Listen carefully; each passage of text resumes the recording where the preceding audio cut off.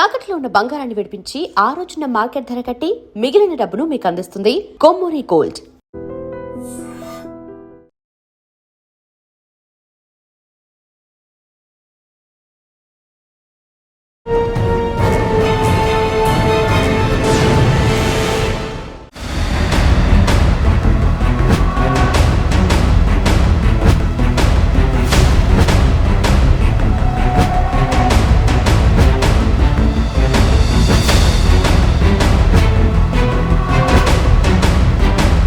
వాగపాక్ పక్కనే మనకి ధర్మారం క్యాంప్ కనిపిస్తుంది, సిఆర్పిఎఫ్ క్యాంప్. ఈ క్యాంప్ మీద దాడి చేసి అక్కడ ఉన్న తుపాకులు తీసుకెళ్లాలని హిడ్మా ఆధ్వర్యంలో దాదాపు 300 మంది మావోయిస్టులు అటాక్ చేశారు. దాదాపు 4 గంటల పాటు వాళ్ళు పోరాటం జరిగింది. ఫైరింగ్ దీంట్లో మాత్రం అటు పోలీసులు చనిపోయారు, ఇటు మావోయిస్టులు 4 చనిపోయారు. ప్రస్తుతం మనం కొండపల్లి మార్కెట్లో ఉన్నాం. ఇది బీజాపూర్ జిల్లాలో అతిపెద్ద మార్కెట్.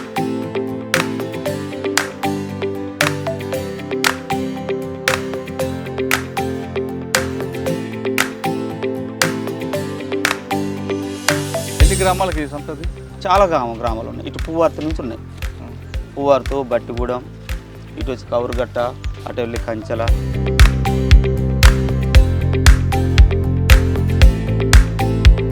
మనం వాళ్ళు ఇచ్చే చింతపండుకి అయితే బంగాళదుంప ఉల్లిపాయ బదిలీ చేస్తాం, అలాగే బియ్యం ఇస్తాం. వాటికి డబ్బులు అయితే 40 రూపీస్ కిలో తీసుకుంటాం. మనం కొంచెం చూసుకొని ఇచ్చేస్తాం స్టేట్లకి. ఇక్కడ ఏం దాడులు జరుగుతుంటాయా?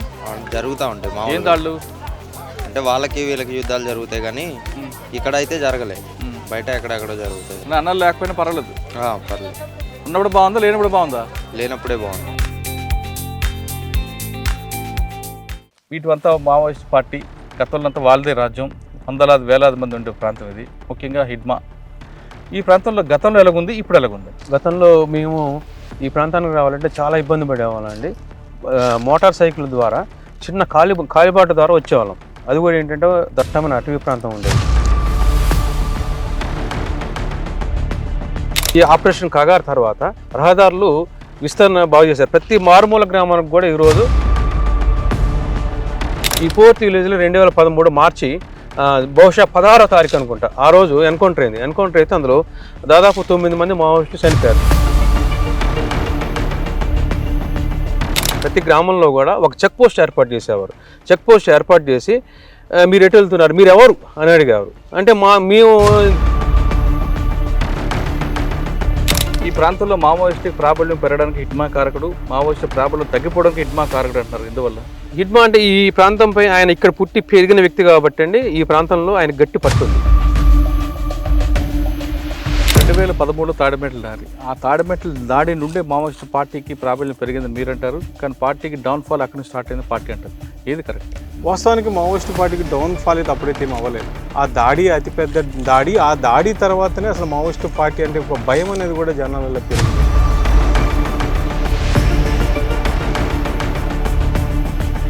ఆ దాడి తర్వాతనే మావోయిస్టు పార్టీ అని అంటేనే ఒక భయం గులిపే పరిస్థితి అంటే ఆ సమయంలో అయితే కలిగిందంటే అక్కడ ఉన్న స్థానికులు అయితే. ఆపరేషన్ కగార్ ముందు దండకార్యం ఎలాగుంది, ఆపరేషన్ కగార్ తర్వాత దండకార్యం ఎలా ఉండబోతుంది? ఆపరేషన్ ముందు దండకార్యంలోకి మనం వచ్చిన పరిస్థితి ప్రస్తుతానికైతే పీస్ఫుల్గానే ఉంది. మళ్ళీ ఏమన్నా మా లొంగిపోయిన వాళ్ళ పరిస్థితి ఎట్లుంటుందో మనం చెప్పే పరిస్థితి లేదు. చాలా వరకు అయితే ఇప్పుడు అభివృద్ధికి దగ్గర అయ్యారు కాబట్టి మ్యాక్సిమం కూడా ఇక సాయుధ పోరాటానికి దూరంగా ఉంటారేమో మనం అనుకుంటాం. హిడ్మా చేసిన కార్యక్రమాలు ఏంటి? హిడ్మా మన కటకం సుదర్శన్ స్థూపం అంతా పటాన్ చేసిన ఎలాంటి కార్యక్రమం? ఒక విధంగా చెప్పుకోవాలంటే ఈ ప్రాంతాల్లోని చాలా వరకు హిడ్మా ఆదివాసులకు మెయిల్ చేశాడని అయితే నేను స్థానికులు నాకు కొంతమంది చెప్పడం జరిగిందంటే, వాళ్ళకి ఏ సమస్య ఉన్నా కూడా హిడ్మా ముందుండేవాడని అయితే చెప్పుకొచ్చేవాళ్ళు. ఎక్కువగా కూడా హిడ్మా చుట్టూరు వాళ్ళ పిన్నులు, బాబాయిలు మొత్తం వీళ్ళే ఉంటారు ఆయనకు రక్షణ.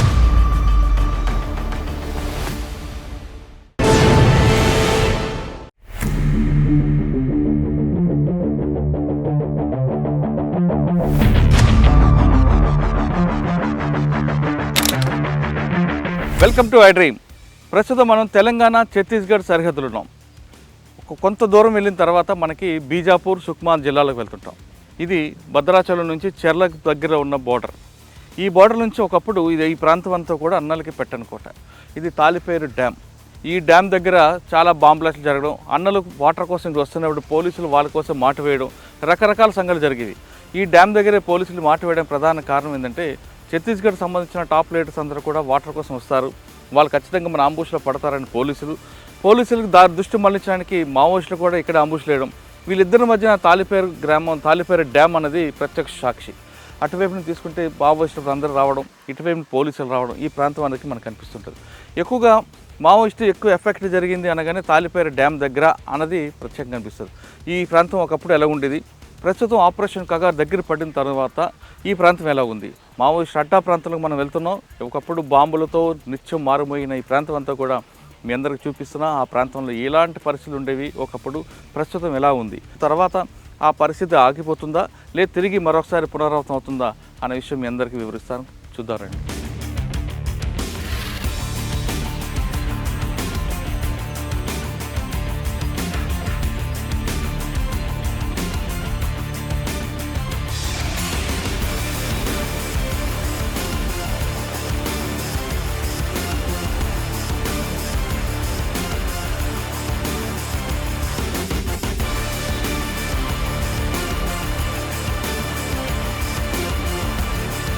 ప్రస్తుతం మనం ఛత్తీస్గఢ్ బోర్డర్లో ఉన్నాం.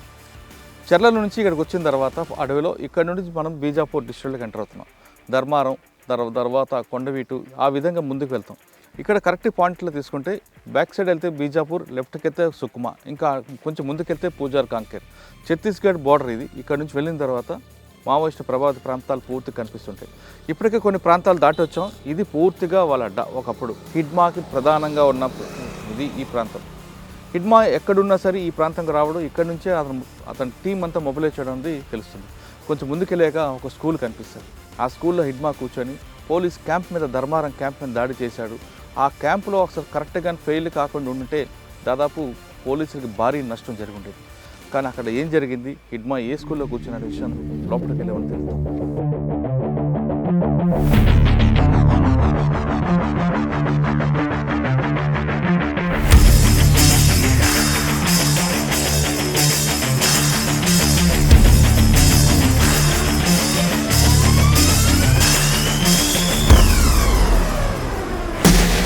ప్రస్తుతం మనం బీజాపూర్ జిల్లాలో ధర్మారం క్యాంపు దగ్గర చింతవాగు మీద ఉన్నాం.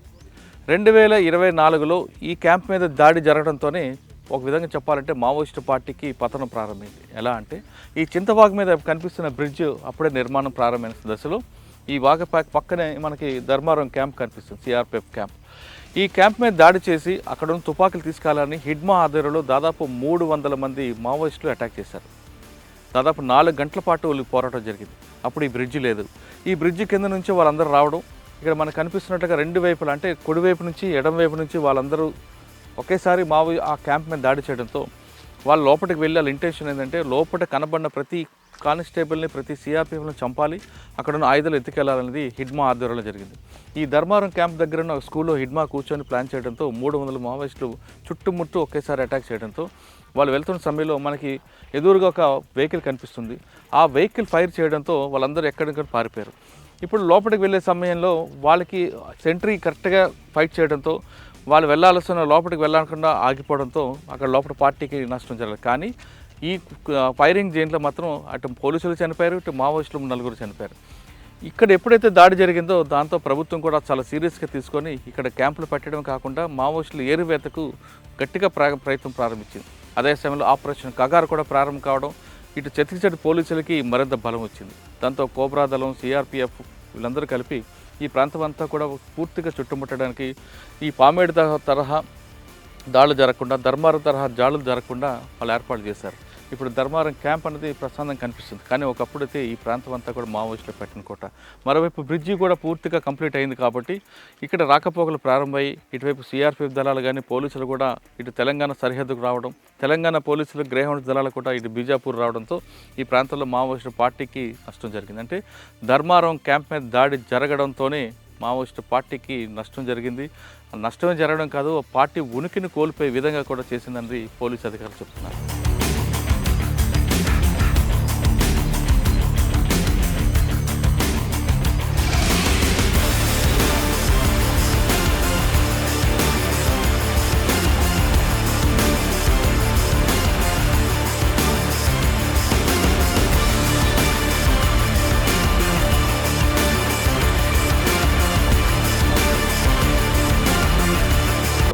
ప్రస్తుతం మనం బీజాపూర్ జిల్లాలో ఉన్నాం. ఇక్కడ జీడిపల్లి రైట్.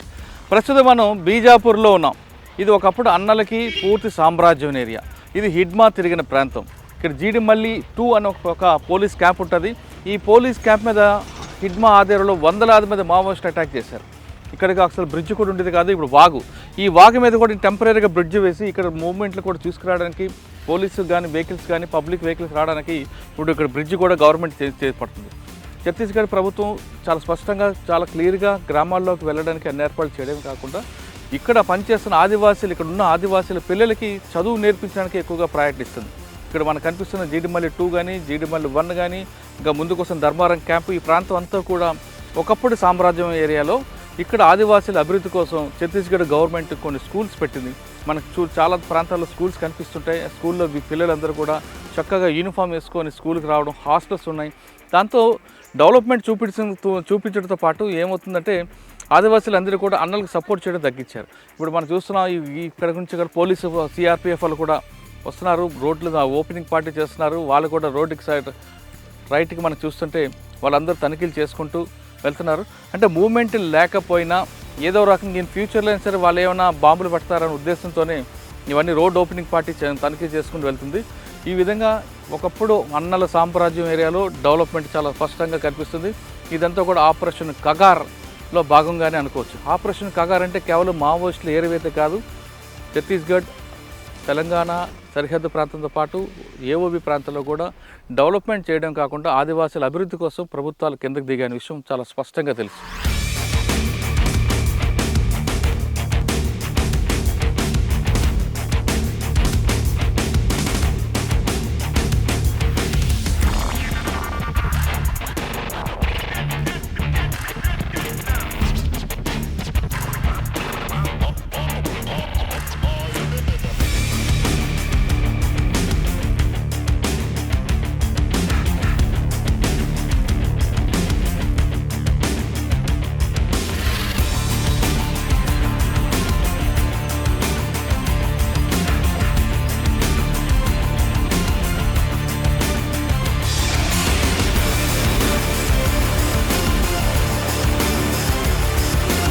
ప్రస్తుతం మనం కొండపల్లి మార్కెట్లో ఉన్నాం. ఇది బీజాపూర్ జిల్లాలో అతిపెద్ద మార్కెట్. అంటే ఇక్కడ కేవలం మావోయిస్టులకి వాళ్ళ సానుభూతి పరుల కోసం ఉండేది. గతంలో ఈ కొండపల్లి మార్కెట్కి మావోయిస్టులు ఎక్కువగా వచ్చేవారు. వాళ్ళందరూ కూడా ఈ పరిసర ప్రాంతాల్లో తుపాకీలు ఉంటే వాళ్ళకి వారానికి కావాల్సిన సరుకులన్నీ కూడా ఇక్కడ నుంచి కొనుక్కొని వెళ్ళేవారు. ఆ ప్రాంతం ఒకప్పుడు ఎలా ఉండేది, ప్రస్తుతం ఎలా చూస్తే ఈ గతంలో కేవలం చింతపండు, పసుపు, అరటిపళ్ళు మాత్రమే దొరికాయి, కూరగాయలు దొరికాయి మార్కెట్లో. మావోయిస్టు పార్టీ పూర్తిగా ఇక్కడి నుంచి వెళ్ళిపోయిన తర్వాత ఇదే మార్కెట్లో రకరకాల ఫ్రూట్స్, సెల్ ఫోన్లు, షూస్ అన్నీ కూడా వస్తున్నాయి. అంటే ఇక్కడున్న ఆదివాసీలకి వాళ్ళ అలవాట్లు కూడా మారాయనే విషయాన్ని చాలా స్పష్టంగా తెలుస్తుంది. ప్రస్తుతం మనం చూస్తున్నాం చింతపండు అవన్నీ కనిపించేవి, కానీ ఇప్పుడు మాత్రం ఇక్కడ సెల్ ఫోన్స్ కనిపిస్తున్నాయి. అటువైపు వెళ్ళి తీసుకుంటే పెర్ఫ్యూమ్ బాటిల్స్ ఉన్నాయి, షూస్ ఉన్నాయి, జీన్ ప్యాంట్లు, టీ షర్ట్లు. అంటే వాళ్ళ యొక్క మావోయిస్టు పార్టీ వెళ్ళిపోయిన తర్వాత ఇక్కడున్న ఆదివాసీల అలవాట్లు కూడా మారే విషయాన్ని చాలా స్పష్టంగా కనిపిస్తుంది. ఒకప్పుడు గతం వేరు, ప్రస్తుతం వేరు అనే విషయం చాలా స్పష్టంగా ఉంది. కానీ ఇప్పుడు కూడా అక్కడక్కడ ప్రాంతాల్లో వస్తు మార్పిడి విధానం ఇక్కడ ఉందనే విషయం చాలా స్పష్టంగా తెలిసింది. కేవలం కొన్ని విషయాలు మాత్రం, కొన్ని ఫ్రూట్స్ మాత్రమే డబ్బులు ఇచ్చుకుంటున్నారు, కానీ చింతపండు కానీ, పసుపు కానీ, లేదా వెప్ప పువ్వు ఇలాంటివన్నీ కూడా వస్తు మార్పిడి ద్వారా జరుగుతుందనే విషయం ఇక్కడ ఉన్న వాళ్ళు చెప్తున్నారు. ప్రభుత్వాలు, ఛత్తీస్గఢ్ ప్రభుత్వం ఈ ప్రాంతం మీద ఎక్కువగా ఫోకస్ చేసింది. రోడ్లు వేశారు, స్కూల్స్ పెట్టారు, అన్నీ బాగున్నాయి. కానీ దళార వ్యవస్థను మాత్రం పూర్తిగా అరికట్టాల్సిన అవసరం ఎంతైనా కనిపిస్తుంది. లేదంటే మరొకసారి ఈ పరిస్థితి తిరగబడే అవకాశం కనిపిస్తుంది. ఈ ప్రాంతం నుంచి మనం తీసుకుంటే ఈ కొండపల్లి, ఇక్కడ నుండి రైట్ సైడ్ వెళ్తే పువ్వర్తి, డైరెక్ట్గా హిడ్మా ఇంటికి వెళ్తాం. ముందుకు వెళ్తే పూజార్ కాంకేర్, ఇటు వస్తే మనం బీజాపూర్, చెర్ల వైపు వెళ్ళిపోవచ్చు. ఇది కొండపల్లి అనేది ఈ ప్రాంతంలో ఆదివాసులకి అతిపెద్ద మార్కెట్.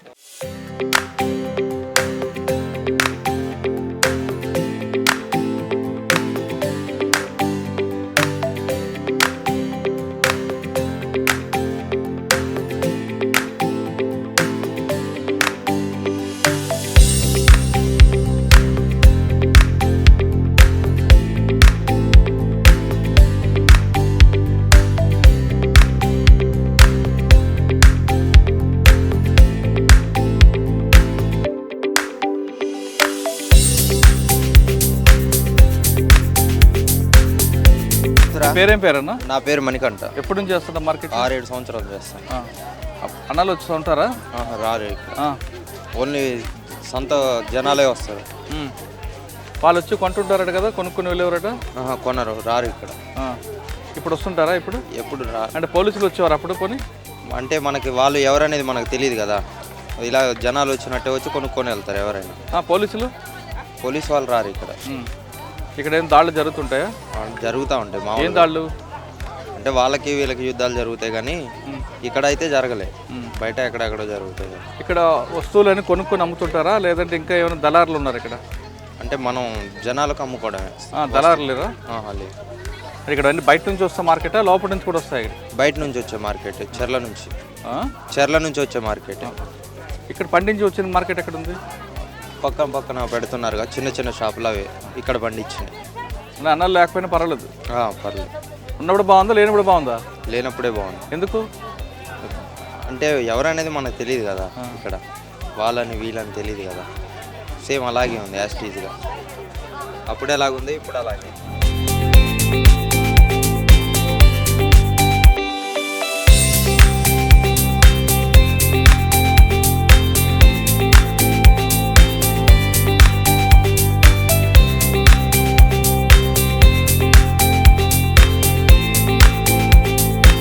మీ పేరు ఏం పేరు, ఎక్కడి నుంచి వచ్చారు? చింతపండు కానీ బియ్యం కానీ ఏది ఇవ్వాలన్నా డబ్బులు ఇచ్చుకుంటారా? ఎన్ని కేజీలు చింతపండు తీసుకుంటే ఎన్ని కేజీలు బియ్యం ఇస్తారు?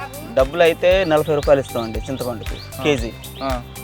అదే బియ్యం అయితే 10 కేజీలకు 15 కేజీలు చింతపండు అనేప్పుడు 10 కేజీలు అట్లా ఇస్తాం. బియ్యం ఇస్తారు, ఇంకేమైనా ఇస్తుంటాం? బియ్యం ఇస్తాం, ఉల్లిపాయలు బంగాళదుంపలు అవన్నీ సరి ఈక్వల్ ఇస్తాం. అంటే వస్తు మార్పిడి ఉంది ఇంకా? అవును. ఎందుకు డబ్బులు తీసుకోవచ్చు కదా? డబ్బులు అంటే వాళ్ళు కావాలంటారు, వాళ్ళు మేమేం చేయలేము దానికి. అది వచ్చినప్పుడు మా వ్యాపారం పోద్ది కదా. అవి కావాలంటారు వాళ్ళు, కావాలంటే మేము ఇవ్వకపోతే మళ్ళీ రెండోసారి మాకు డబ్బులు కూడా రారు. ఏమి ఇస్తుంటారు ఇక్కడ? చింతపండు ఒకటే, ఇంకేముంటాయి? ఇప్ప పూలు ఇస్తారండి, ఇప్ప పువ్వు, ఇంకా చింతగింజలు ఇస్తారు.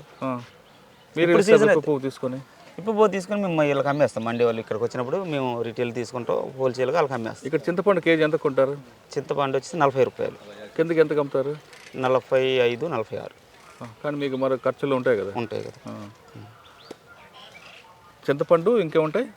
ఇప్ప పూలు కాకపోతే సీజన్ రాలేదు ఇంకా. అదేంటిది? అవి పాత చిన్న ఇప్ప పూలు. ఇప్ప పువ్వు ఇది? ఇప్ప పువ్వు. దీంట్లోంచి సారా వస్తుందా?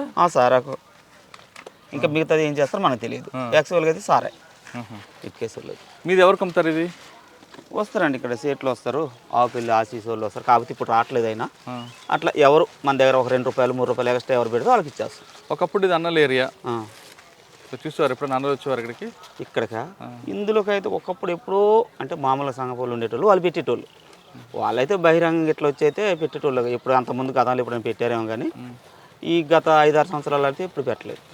సంత కాపోయినా ఇక్కడ కొంతమందికి వాళ్ళు దళారులకి రాకుండా రేట్లు తగ్గించకుండా పెట్టామని చెప్తుంటారు, నిజమేనది? రేట్లు అంటే వాళ్ళు ఉన్నప్పుడు కరెక్ట్ ఖచ్చితమైన రేట్లు నడిచినాయి, నిజమే అది. అది నిజం. ఇప్పుడు అంటే ఇప్పుడు ఎవరిష్టాసారం అయిపోయింది వాళ్ళు. ఎందుకంటే భయం అనేది లేదు. ఇప్పుడు మేము కాటా పెట్టాము, నా కాటా కరెక్ట్ లేదనుకోండి, వాళ్ళతో రేపు కొట్టడం అనేది జరిగింది, ఏదైనా చేయగలరు. ఆ భయం ఉంటుంది కాబట్టి నేను చేయలేను కదా, మోసం అనేది చేయలేను కదా. ఇప్పుడేముంది, నేను ఇంత మాట చెప్పిన నేనైనా చేయొచ్చు, చెప్పలేము కదా. నిజం మాట్లాడారు. అది అంటే వాళ్ళు ఉండడం మంచిది అంటారా? వ్యాపారం విషయంలో అయితే వాళ్ళు ఉన్నప్పుడే బాగా నడిచింది. ఖచ్చితమైన రేటు 40 రూపాయలు చెప్తే 40 రూపాయలు ఖచ్చితంగా ఇచ్చాం. మాకు వచ్చే 3 రూపాయలు 4 రూపాయలు చూసుకొని ఇచ్చేసేటోళ్ళం, బాగుంది. అప్పుడు ఇప్పుడు కస్టమర్కి ఇప్పుడు ఏముంది, ఇప్పుడు అవతలాడు మోసం చేసినప్పుడు మేము కూడా చేయవలసి వస్తుంది. అవతలాడు 50 రూపాయలు అన్నప్పుడు నేను ఇవ్వకపోతే నా దగ్గర రాడు కదా కస్టమర్, నేను కూడా చేయవలసి వస్తుంది. ఇప్పుడు నేను కూడా ఈ కాటా మీద 40 రూపాయలు ఇస్తానంటున్నా, అది ఇవ్వట్లేదు, నాకు 50 రూపాయలు కావాలంటున్నా, నేనేం చేయాలి? లేకపోతే నా వ్యాపారం పోతుంది. నేను దీని మీద 40 రూపాయలు ఇస్తానంటాను, నేను 45కి అట్లా అమ్ముతున్నాను కాబట్టి, 46కి అమ్ముతున్నాను కాబట్టి. మరి ఈ సమస్య పోవాలంటే ఏం చేయాలి? ఈ సమస్య పోవాలంటే జనాలల్లో వాళ్ళకి ఒక ఇది రావాలి. ఊర్లో ఉన్నోళ్ళు కుర్రోళ్ళు, చదువుకున్న కుర్రోళ్ళు ఇట్లా అమ్మాలి, ఇట్లా చేయాలని వాళ్ళు చెప్పాలి. ఎందుకంటే వాళ్ళు ఎట్లా లేరు అంటే ఇప్పుడు అంత ఇది లేదు కాబట్టి ఊర్లో ఉన్న చదువుకున్న కుర్రోళ్ళే మనం ఎట్లా చేయాలని వాళ్ళు చెప్పాలి. ఊర్లో ఎక్కడెక్కడ నుంచి ఎవరెవరు వస్తున్నారు ఊర్లోకి, ఎట్లా ఇష్టసారంగా కొంటున్నారు కాబట్టి ఊర్లో ఉన్న చదువుకున్న కుర్రోళ్ళు మనం వాళ్ళు కూడా కొంతమంది కరెక్ట్ చెప్పలేకపోతున్నారు. నేను వెళ్ళి కొంతమంది చెబుతున్నాను, ఈ కాటా మీద ఎట్లా ఇస్తాను అని చెబుతున్నాను. అయినా సరే వాళ్ళు మాకు ఎక్కువ కావాలంటున్నారు. ఎక్కడి నుంచి వాళ్ళు, నా జేబులో డబ్బులు అయితే ఇవ్వలేను కదా. మార్జిన్ ఒక 5 రూపీస్ 4 రూపీస్ లేకుండా చేయలేను. వ్యాపారం అంటే అలా మార్జిన్ ఉండాలి కదా. కూలి వాళ్ళు వస్తారు, వాళ్ళు వస్తారు, వీళ్ళు వస్తారు, అక్కడి నుంచి రావాలి, తీసుకెళ్ళాలి. అది అట్లా అప్పుడు ఏం చేసేటోళ్ళు వాళ్ళే చెప్పేటోళ్ళు ఇంతకు తీసుకోవాలి ఇంత, అప్పుడు వాళ్ళకి మాకు ఇంత ఇది ఉండేది కాదు. ఇప్పుడు మీ ఎంతమందికి చెబుతాం మేము? ఇప్పుడు మీలాగా ఎంతమంది వస్తారు ఇక్కడికి? చాలామంది వీళ్ళందరూ వచ్చేటోళ్ళు అందరు. ఈ కొండపల్లి సంతకి ఎక్కువ ఫేమస్ ఏంటి? సరుకు వస్తుంది, బాగా వస్తుంది. ఇప్ప పూలు, గారబద్దలు, చింతపండు, చుట్టుపక్కల బాగా ఊర్లు ఉన్నాయి కాబట్టి. ఎన్ని గ్రామాలకి ఈ సంతది? చాలా గ్రామాలు ఉన్నాయి. ఇటు పువ్వార్తి నుంచి ఉన్నాయి. పువ్వార్తు, బట్టిగూడెం, ఇటు వచ్చి కౌరుగట్ట, అటు వెళ్ళి కంచెల, ఇవన్నీ. ఇటు నుంచి వచ్చి దామారం, ఇటు వెళ్తే కోమటపల్లి, రేగపల్లి, ఇటు వెళ్తే తిమ్మిరిగూడెం, అటు కమలాపురం, నరసాపురం, ఇట్లా చుట్టూ చాలా ఊర్లు ఉన్నాయి. అందుకే ఇక్కడికి ఎక్కువ వస్తారు. ఇక్కడ ఉన్న దాంట్లో ఇదే పెద్ద సంత. ఇంకేమున్నాయి ఇంకా ఇది కాకుండా సంతలా? ఇది కాకుండా అంటే మరి చుట్టుపక్కల అయితే అటు ఉంది, మళ్ళీ భీమారాన్ని ఉంది కానీ అది పెద్ద సంత ఏం కాదు. ఇది పెద్దది, ఇదే పెద్ద. వారానికి ఒకసారి భీమారం ఉంది కానీ అది అంత పెద్ద సంత ఏం కాదు, అంటే కొద్దిగా వస్తారు. పెద్ద సంత అంటే ఇదే.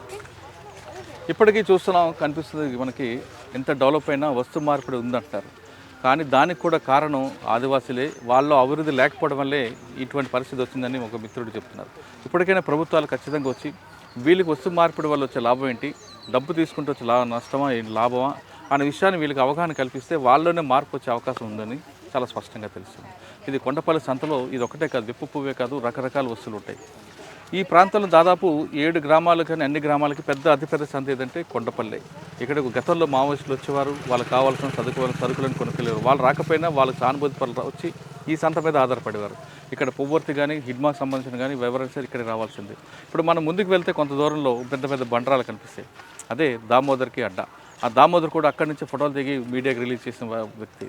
ఈ ప్రాంతం అన్నలకి పెట్టని కోట, వాళ్ళ సామ్రాజ్యం అన్నది చాలా స్పష్టంగా చెప్పొచ్చు. కానీ ఇప్పుడు కాదు, ఇప్పుడు పూర్తిగా పోలీసుల క్యాంపుల మధ్యలో నడుస్తుంది కాబట్టి ఎలాంటి ఇబ్బందులు. కానీ ఆదివాసీలు నష్టపోకుండా ఉండాలంటే ప్రభుత్వాలు ఖచ్చితంగా వాళ్ళకి అవగాహన కార్యక్రమాలు కల్పించిన అవసరం ఎంతైనా కనిపిస్తుంది.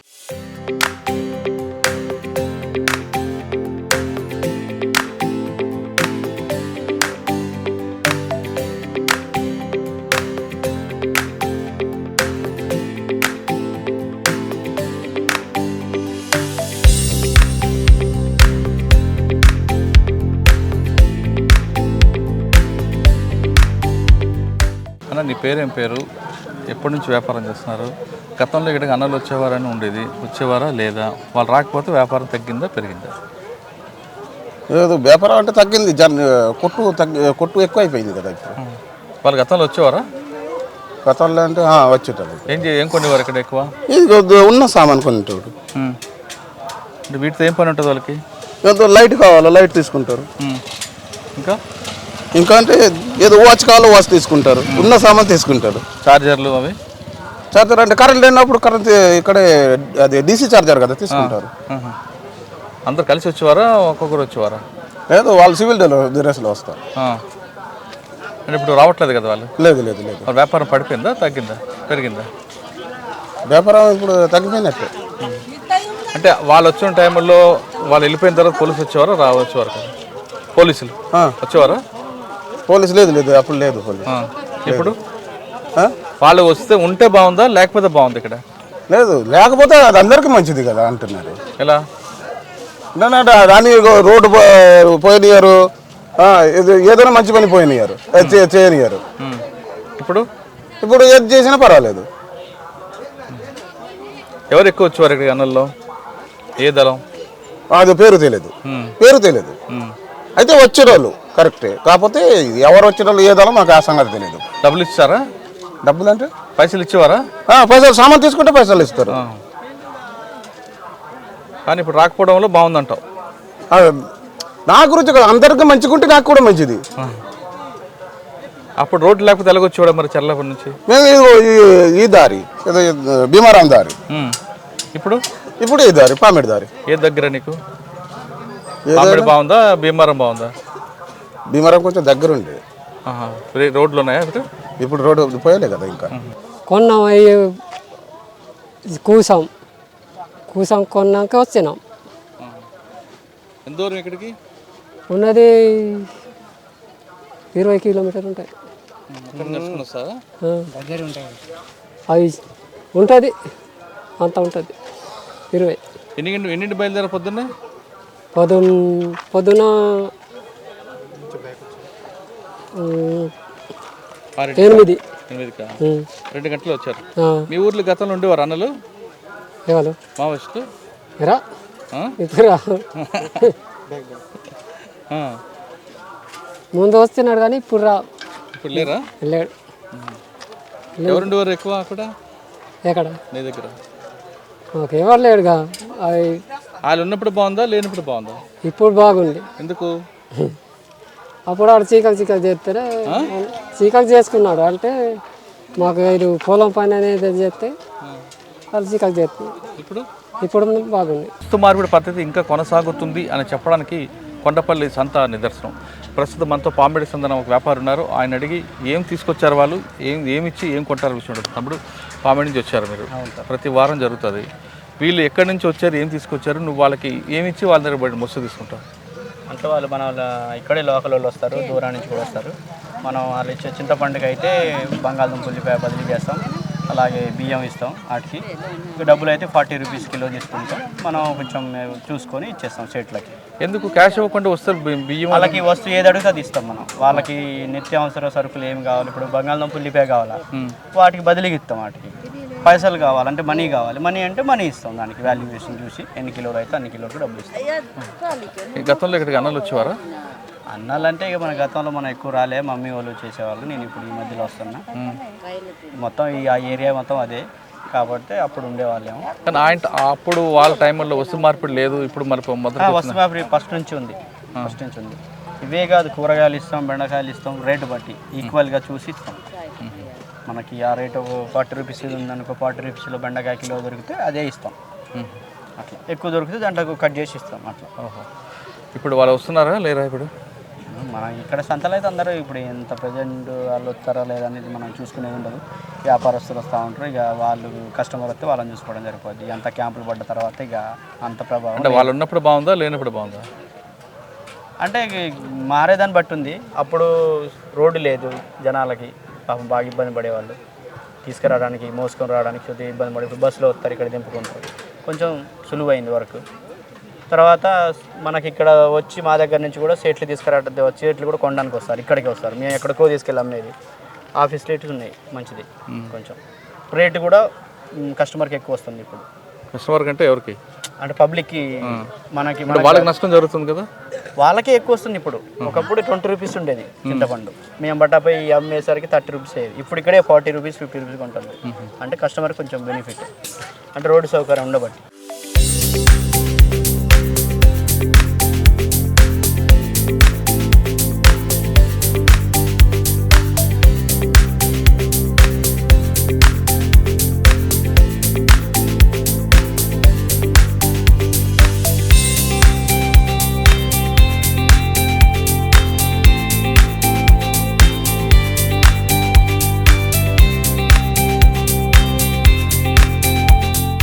ప్రస్తుతం మనం బీజాపూర్ జిల్లాలో హిడ్మా పుట్టి పెరిగిన ప్రాంతంలో ఉన్నాం.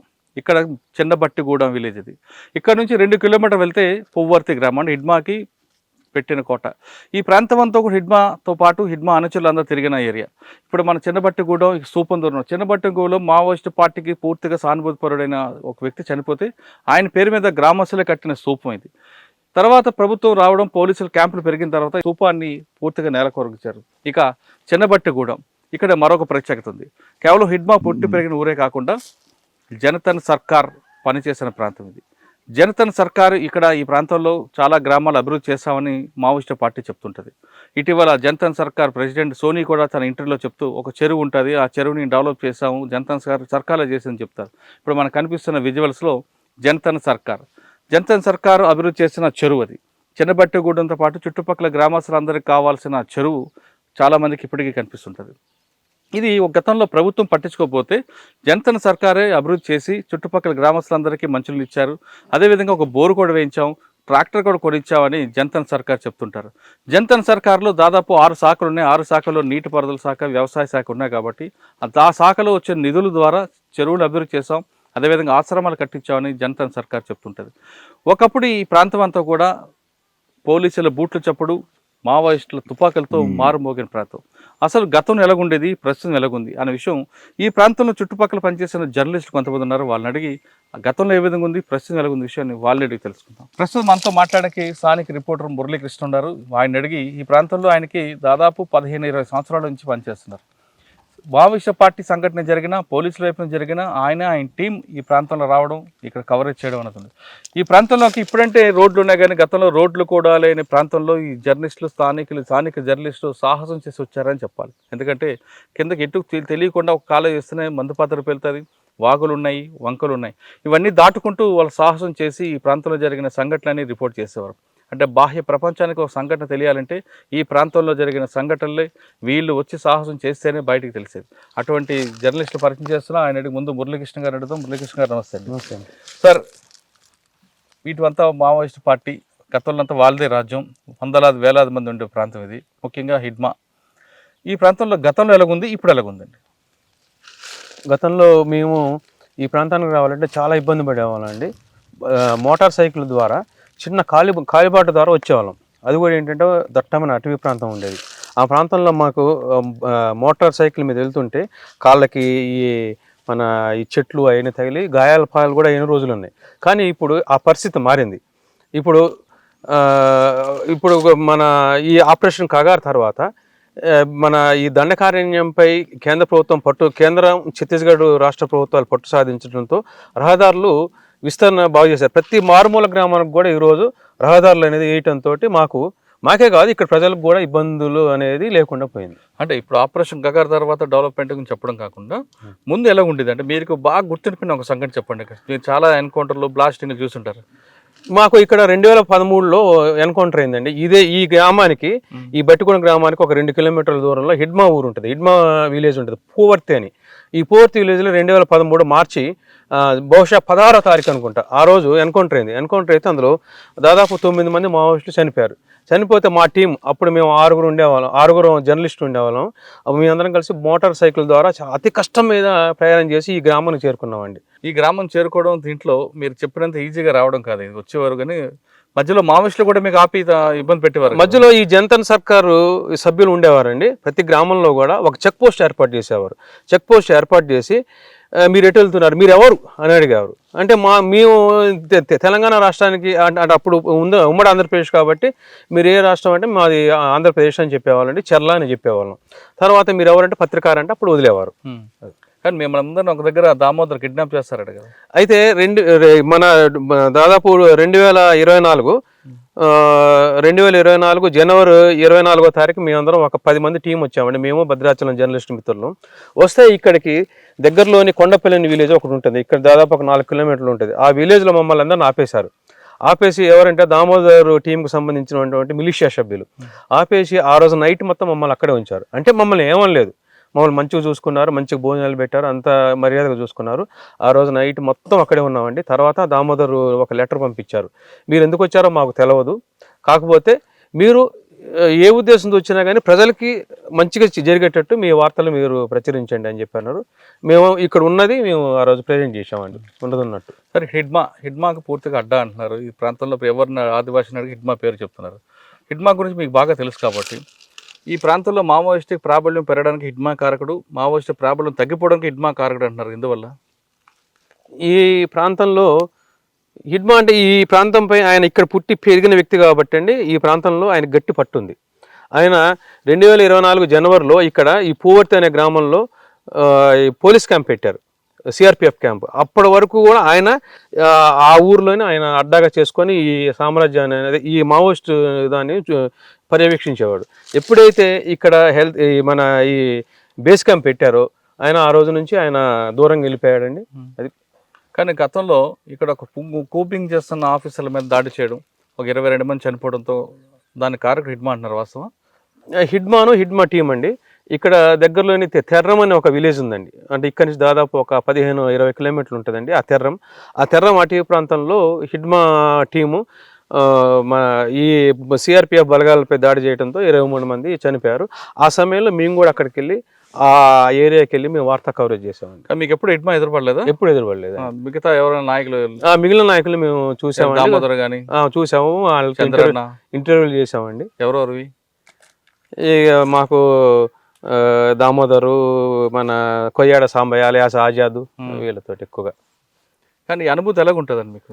ఈ అనుభూతి మాకు చాలా, అంటే సరే ఇది బాధాకరమైన విషయం అయినా కానీ మాకు ఎన్కౌంటర్ అయితే మాత్రం వెంటనే క్షణాల్లో మేమందరం ఎలక్ట్ అయిపోయి ఇంటి దగ్గర ఏం జరిగినా మాకు అవసరం లేదు. మాకు ముందు ఏంటంటే వార్తా కవరేజ్ చేయాలి, ఈ విషయాన్ని బాహ్య ప్రపంచానికి తెలియజేయచ్చని ఆతలతో మేము మోటార్ సైకిల్ వేసుకొని ఇక ఎంత వేగంతో మన తుఫాన్ కంటే వేగంతో వచ్చి ఇక్కడ వార్తను కవర్ చేసుకుని వెళ్ళేవాళ్ళం. ప్రస్తుతం మనం బీజాపూర్ జిల్లాలో పెద్దబట్టి గ్రామంలో ఉన్నాం.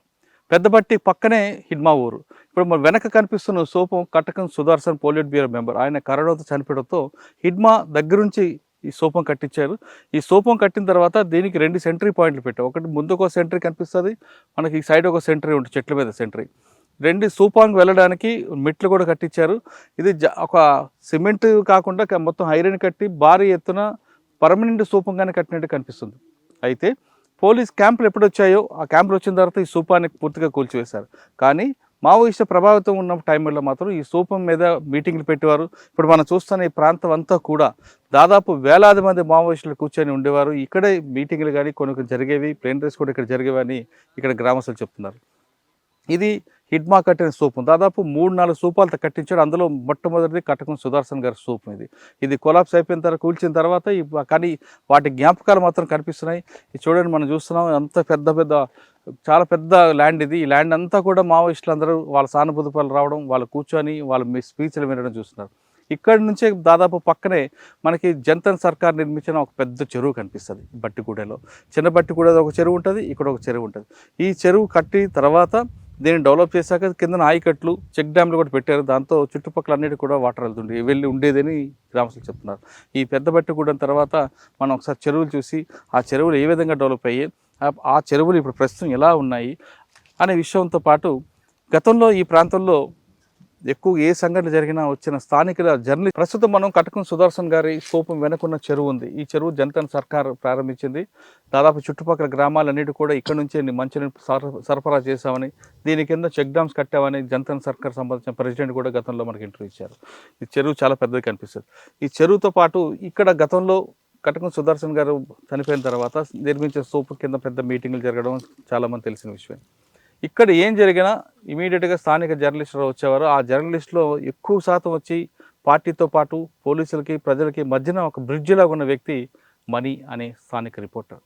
చిన్న సంఘటన జరిగిన వెంటనే ఆయనకి ఉత్సాహం ఎక్కువ కాబట్టి ఇది కాలంతో సంబంధం లేకుండా వాగైనా వంకైనా దాటుకుంటూ వచ్చే కుర్రాడు ఆయన ఇందుకు పనిచేస్తున్న టైంలో పార్టీ ఎలాగుండేది, అటువైపు నష్టాలు ఎలా జరిగేవి, ప్రస్తుతం ఎలా ఉంది విషయాన్ని మనీ నడి తెలుసుకుందాం. మనీ నమస్తే. Money congratulations. నువ్వు పార్టీని దాదాపు చూసుకొచ్చావు 2006 నుండి, అంటే అప్పుడే జర్నలిజంకి వచ్చిన తర్వాత ఎలాగుంది, 2016 వరకు ఎలాగుంది, 2026 వచ్చేసరికి ఎలాగుంది? 2006లోనే మావోయిస్టుల ప్రాబల్యం ప్రాంతంలో చాలా అధికంగా ఉండేదన్న. ఎక్కడ చూసినా కానీ నిత్యం కూడా మావోయిస్టుల కదలికలు ఉండేటివి, అలా బ్యానర్స్ ఎక్కువగా పడేటివి. ఈ ప్రాంతానికి మనం వచ్చే పరిస్థితి ఎప్పుడు లేదు. ఎక్కడ కూడా మనం దండకారణ్యాలకు వచ్చే పరిస్థితి లేదు. అదే 2016కు వచ్చేసరికి కొంచెం పార్టీ ప్రభావం కొంచెం తీవ్రతరమైంది. అంటే 2010 దాడి, తాడిమెట్ల దాడి, ఈ దాడి తర్వాత కూడా ఈ ప్రాంతంలో ఇంకా ప్రాబల్యం పెరిగింది. ఆ తర్వాత కొంచెం డౌన్ఫాల్ అవుతూ మావోయిస్టుల కదలికలు కొంతవరకు అయితే తగ్గాయి. ఇప్పుడు ఆపరేషన్ కగారు జరుగుతున్న నేపథ్యంలోనే ఆల్మోస్ట్ చాలా వరకు మావోయిస్టుల ప్రభావం తగ్గింది. ఇక్కడికి మనం వచ్చాము అంటే కూడా ఒకప్పుడు రాలేని పరిస్థితి. కానీ ఇప్పుడు మనం ఈ ప్రాంతానికి మోటార్ సైకిల్ మీదుగా హ్యాపీగా అయితే రావడం అయితే జరిగింది. అంటే ఆపరేషన్ కగారు అయితే మావోయిస్టు పార్టీ మీద 99% అయితే ప్రభావం అయితే చూపించింది. 2013 తాడిమెట్ల దాడి, ఆ తాడిమెట్ల దాడి నుండే మావోయిస్టు పార్టీకి ప్రాబల్యం పెరిగిందని మీరు అంటారు. కానీ పార్టీకి డౌన్ఫాల్ అక్కడి నుంచి స్టార్ట్ అయింది పార్టీ అంటారు. ఏది కరెక్ట్? వాస్తవానికి మావోయిస్టు పార్టీకి డౌన్ఫాల్ అయితే అప్పుడైతే ఏం అవ్వలేదు. మావోయిస్టు పార్టీలోని ఆ దాడి అతిపెద్ద దాడి. ఆ దాడి తర్వాతనే అసలు మావోయిస్టు పార్టీ అంటే ఒక భయం అనేది కూడా జనాలలో పెరిగింది. అప్పటి నుంచే వాళ్ళు మిగతా చోట్ల కూడా కమిటీలు పెంచుకోవడం, కమిటీ దండకారణ్యంతో పాటుగా వివిధ రాష్ట్రాలకు కూడా పార్టీలను అయితే విస్తరించడం అయితే జరిగింది. అసలు తాడిమెట్ల దాడి చెప్పండి.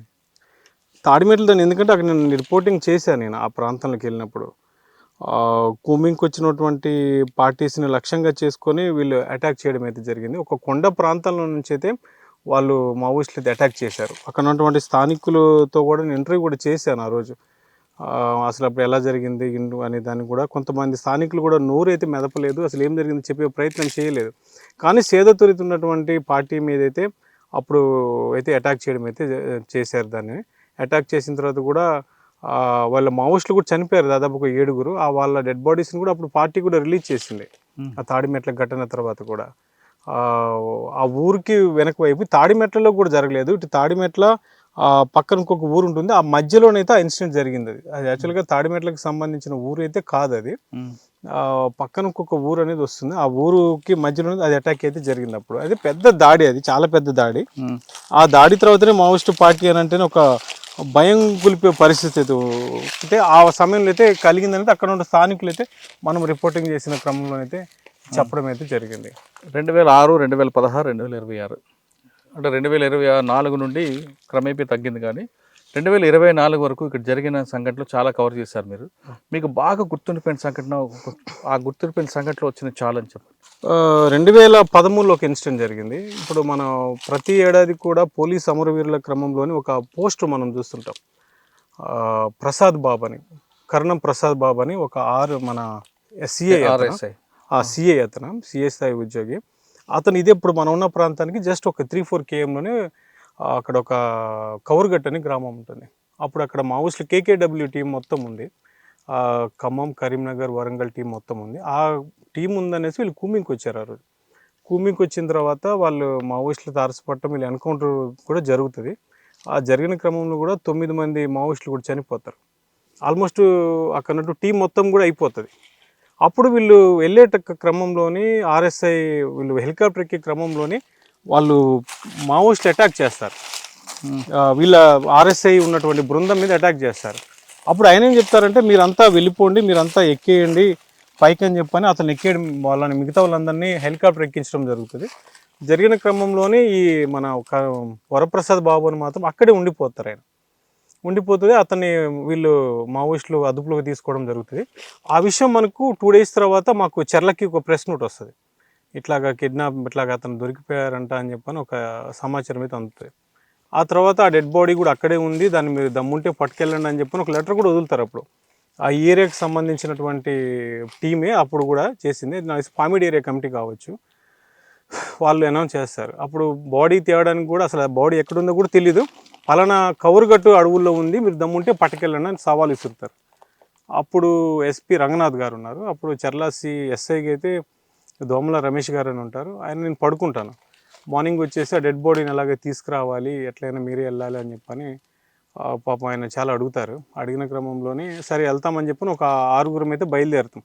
మాకు అంతా భోజనాలు అంతా ఏర్పాటు చేస్తారు. మేము ఈ ప్రాంతానికి రావడానికి మాకు 6-7 hours పడుతుంది. రోడ్ లేదు, ఏమీ లేదు. మేము అక్కడికి వచ్చి ఆ కౌరుగట్టు అనే గ్రామంలోనే ఆ బాడీని ట్రేస్ అవుట్ చేస్తాం.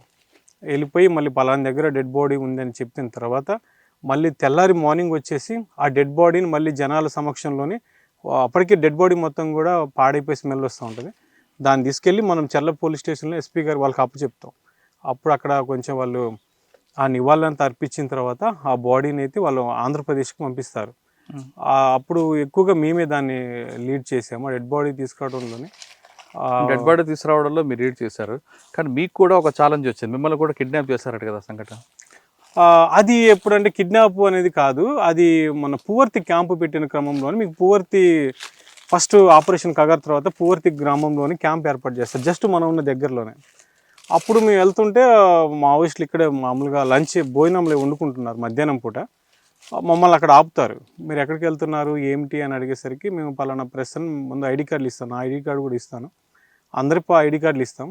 ఇచ్చిన తర్వాత వాళ్ళు మేము లోపలికి వెళ్ళి వస్తామని చెప్పని మమ్మల్ని ఒక దగ్గర ఆపుతారు. ఆపి మేము అక్కడే భోజనాలు వండుకుంటాం. వాళ్ళు వెళ్ళేసరికి మధ్యాహ్నం 12 గంటలకు ఆపుతారు మమ్మల్ని.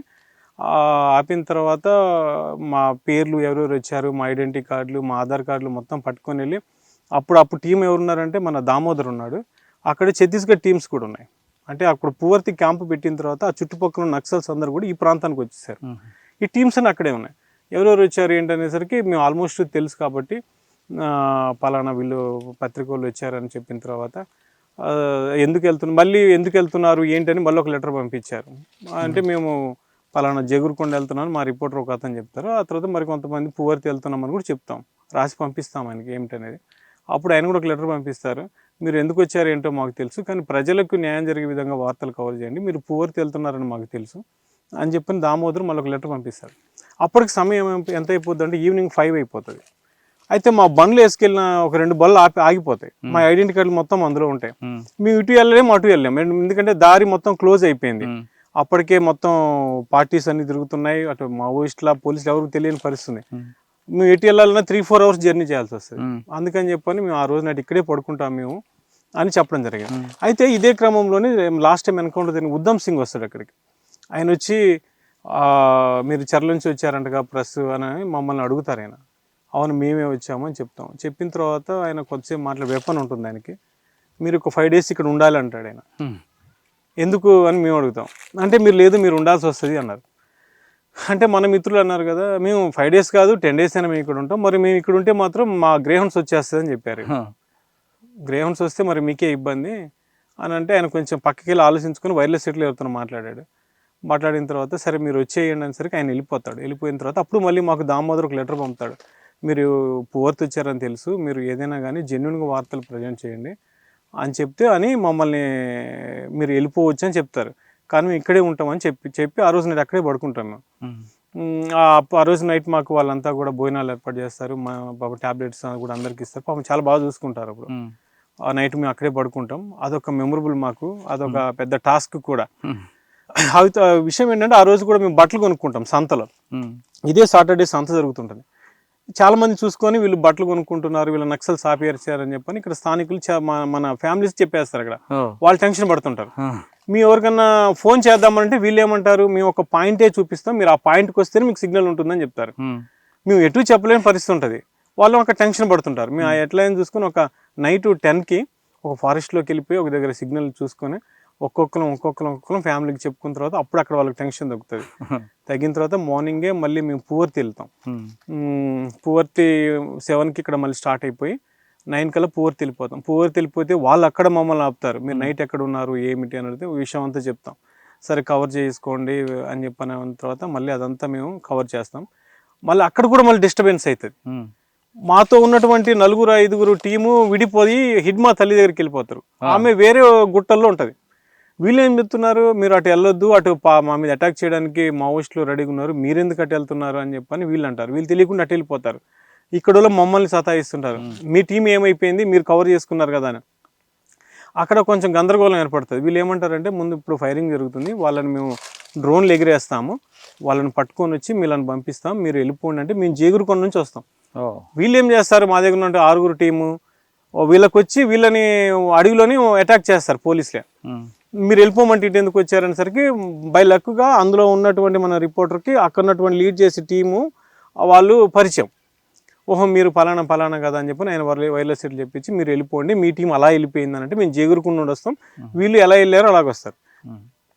అప్పుడు మళ్ళీ పూజర్ కాంకేర్లో కూడా మళ్ళీ చాలామంది మావోయిస్టులు వస్తారు. ఆ రోజు అక్కడ మన వాళ్ళు మళ్ళీ భోజనాలు పెట్టిస్తారు, వీళ్ళకి వాళ్ళు ఇంటర్వ్యూ తీసుకుంటారు. మీరు దామోదరం చూశారు, ఇంకెవరైనా చూసారు, ఎవరితో ఎక్కువగా మాట్లాడారు? ఆజాద్ అని కూడా కలిసాము అప్పుడు. కొమ్మూరు మన సాంబయ్య ఆయన మమ్మల్ని రమ్మన్నారు ఒకరోజు, ఒక 7 వెళ్ళాం. ఫారెస్ట్లో చాలా థిక్ ఫారెస్ట్, మమ్మల్ని తీసుకెళ్లారు ఒకరోజు. ఆయన దగ్గర కూడా వెళ్ళిన రోజున వాళ్ళు మాకు భోజనం. ఈ ప్రయాణంలో అంటే ఇటువైపు పోలీసులు గవర్నమెంట్కి సపోర్ట్ చేస్తూ వెళ్ళేది కొన్ని ఉంటాయి, పార్టీ వైపు ఉంటాయి, న్యూట్రల్గా ఉంటాయి. మీ డ్యూటీ కానీ మన అందరి డ్యూటీ. పోలీసులు కూడా మీకు పనిగా అవసరం కాకుండా కొంచెం అనుమానం పడుతుంటారు. మావోయిస్టులు అనుమానం పడడం కూడా తప్పేం లేదు. ఈ రెండింటి మధ్య నలిపారు ఎప్పుడైనా? చాలాసార్లు.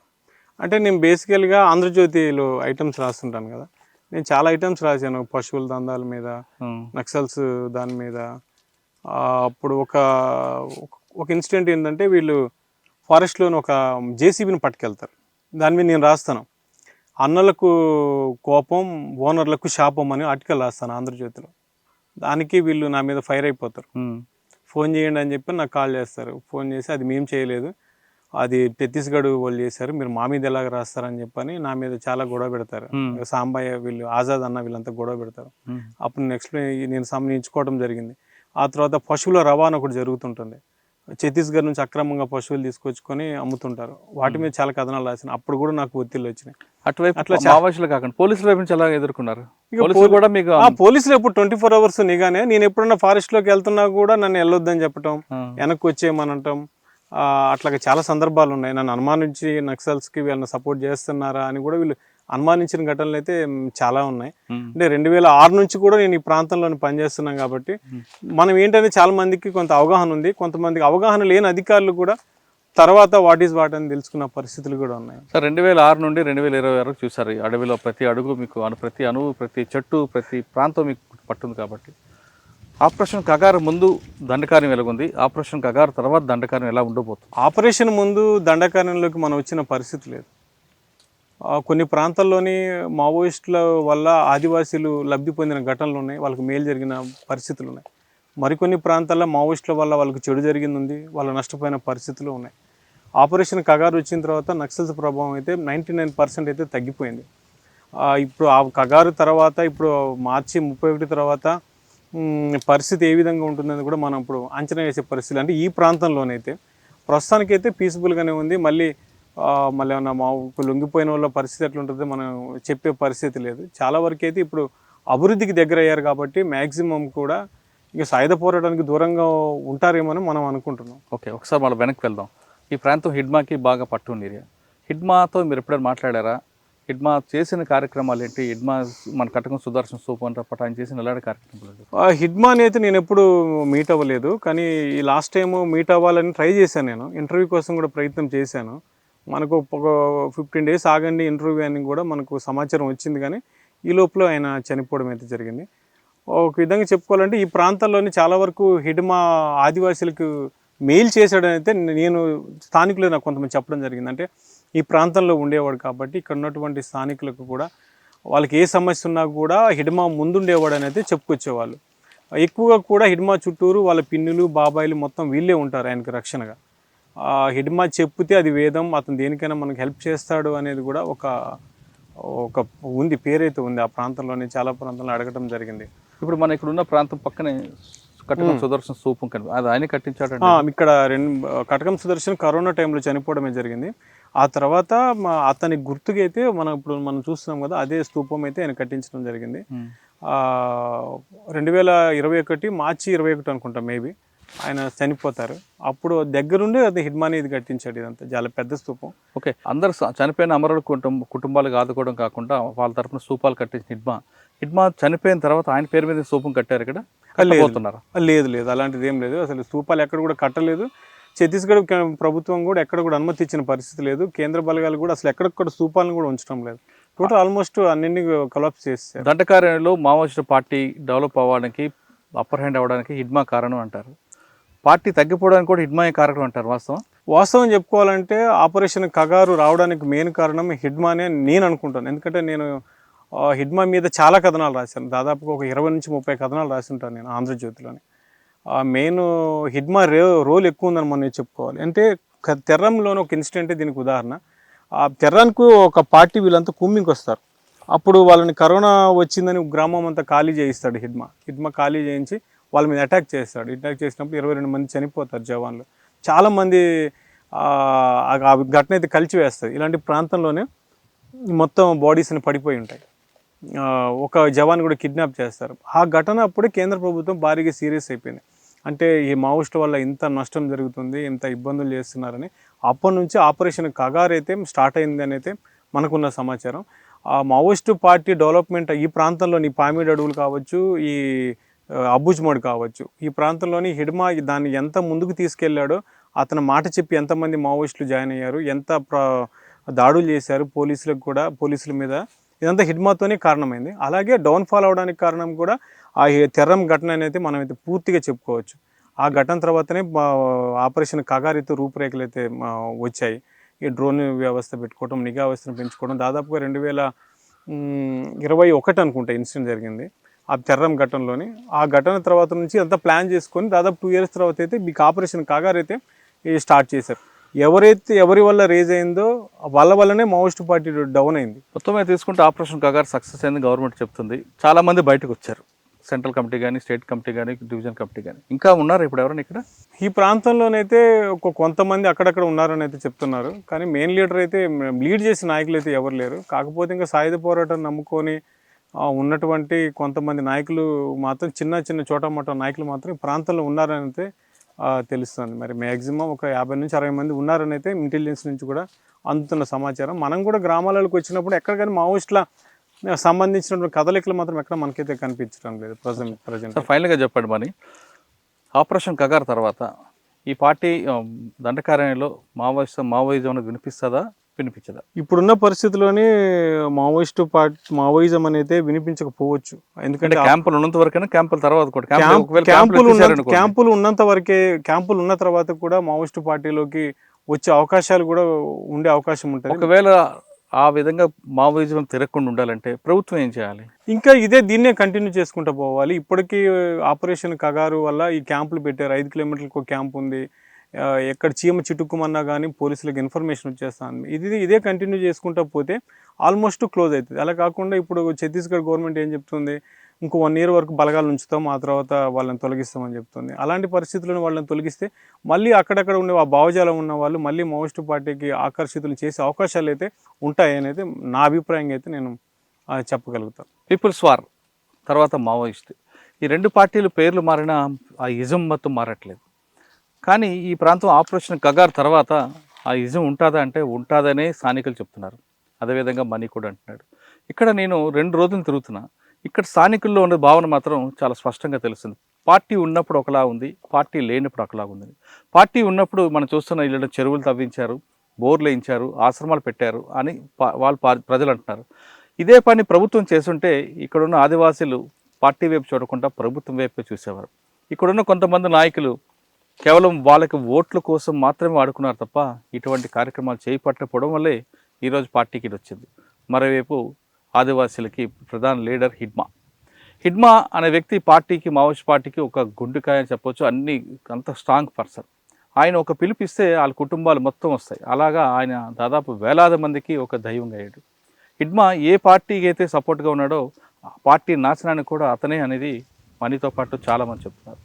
ఇప్పటికైనా ఆపరేషన్ కగార్ తర్వాత ఈ ప్రాంతం మావోయిజం వైపు చూడకుండా ఉండాలంటే ప్రభుత్వం ఖచ్చితంగా గ్రామాల స్థాయికి రావాలి.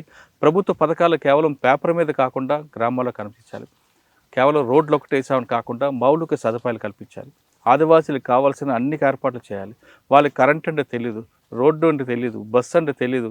వాళ్ళకి కనీసం ఏమైనా చిన్న జ్వరం వచ్చినా హాస్పిటల్కి వెళ్ళడానికి సదుపాయాలు లేవు.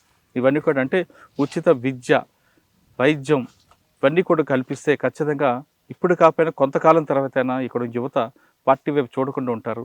అదే కావాల్సింది కూడా పార్టీ. కాబట్టి పార్టీ ఏం ఆశించిందో అదే ప్రభుత్వం చేపడితే ఆదివాసీలు ఖచ్చితంగా ప్రభుత్వాలకే సపోర్ట్ చేస్తారనేది చాలా తెలుస్తుంది. ఇక మావోయిస్ట్ పార్టీ గురించి తీసుకుంటే 31 తర్వాత కొంతమంది భావజాలంతో ఉన్నవారు, సాయుధ పోరాటాన్ని నమ్ముకున్న వాళ్ళు మరొకసారి బయటకు వద్దామని ఆలోచిస్తున్నట్లుగా అర్థమవుతుంది. అంటే 31 తర్వాత బలగాలు బయటకు వస్తాయి. బలగాలు వచ్చిన తర్వాత మరొకసారి మేము గ్రామాల్లోకి వస్తాం, మన ఆదివాసీలకి దగ్గర తీసుకుంటామని భావిస్తున్న వాళ్ళందరూ కూడా అది పొరపాటుగానే భావించుకోవచ్చు. ఎందుకంటే ఛత్తీస్గఢ్ కానీ తెలంగాణ కానీ ప్రభుత్వాలు కేవలం 31 వరకు కాకుండా కనీసం దీన్ని మరో 2-3 సంవత్సరాలు కొనసాగించే అవకాశం కనిపిస్తుంది. కాబట్టి వాళ్ళ ఆశలు, వాళ్ళ ఆలోచనలు తప్పు అనే విషయం తెలుస్తుంది. ప్రభుత్వం ఏ విధంగా చెప్తుందో కాకుండా మీకు ఆదివాసీలు ఏ విధంగా డెవలప్ చేస్తే బాగుంటుందన్న విషయాన్ని మీరు చర్చించి మీరు గుర్తించారు. కాబట్టి ఆ ఆలోచన విధానంగా మీరు ప్రభుత్వాలకు రండి, ప్రజల్లోకి రండి, ఖచ్చితంగా ప్రజలకి మీ ఆలోచన చెప్పండి. ప్రజలు మిమ్మల్ని ఆదరిస్తారన్నది బయట ఉన్న ప్రజల యొక్క వాదన. సాయుధ పోరాటం కాదు, బుల్లెట్ ద్వారా కాదు, బ్యాలెట్ ద్వారా కూడా మేము సాధిస్తామని మీరు నిరూపిస్తే ఎక్కడ ప్రజలు ఉన్నారో ఆ పీడిత ప్రజలు మీరు అంటుంటారో ఆ పీడిత ప్రజల హక్కులు కానీ మీరు గుర్తు చేస్తే ఖచ్చితంగా ప్రజలందరూ మీ వైపు ఉంటారు. ప్రభుత్వాలు మీ నిర్ణయానికి తలదించుతా అనేది ఇక్కడ సంబంధిస్తుంది.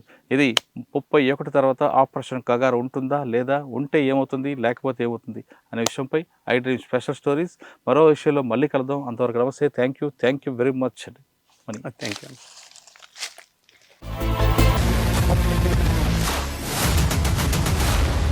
iDreams, this police diaries is something very, very valuable towards that.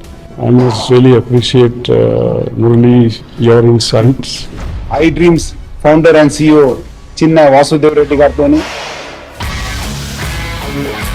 Muralidhar crime stories చాలా ఫేమస్ అయిపోయినాయి.